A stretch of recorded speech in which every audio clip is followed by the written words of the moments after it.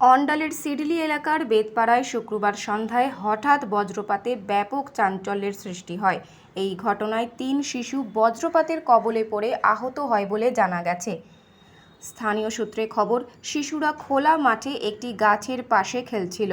সেই সময় আচমকাই বিকট শব্দের সঙ্গে বজ্রপাত হয়। ঘটনার পর স্থানীয় বাসিন্দা ও পরিবারের সদস্যরা আহতদের দ্রুত উখড়া স্বাস্থ্যকেন্দ্রে নিয়ে যান। সেখানে প্রাথমিক চিকিৎসার পর এক শিশুর শারীরিক অবস্থার অবনতি হওয়ায় তাকে বিধাননগর হাসপাতালে স্থানান্তর করা হয়। বাকি 2 শিশুর অবস্থা বর্তমানে স্থিতিশীল।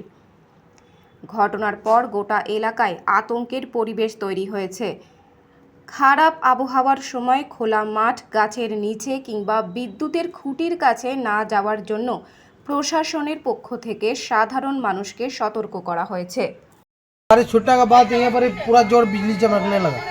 बिजली चमका पूरा जोर। हम घर में था, एक तो मेरा लड़का था, हम घर में था, हम बच गए बोल करके। अरे तो मेरा तंबू पर गिर जाता, पूरा हम लोग जल के मर जाते। किसी बच्चा को तकलीफ हुआ अभी? बच्चा को एक तो तकलीफ हुआ, बहुत जोर लगा झटका, उसको ले गया अभी विधाननगर। विधाननगर? हाँ, मैंने क्या वो बच्चा को बहुत जोर मतलब सदमा लग गया वो उसको विधाननगर ले गया? हाँ, उसको क्या नाम था बच्चा का? बालवीर। बालवीर?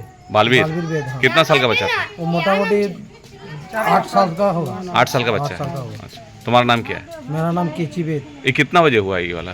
अभी शाम 5 बजे 5:30 बजे लगा। 5:30 बजे? वो 5:30 जो बारिश हो रहा था उस? हाँ, बारिश हो रहा था तभी। तुम्हारा नाम? केची वेद।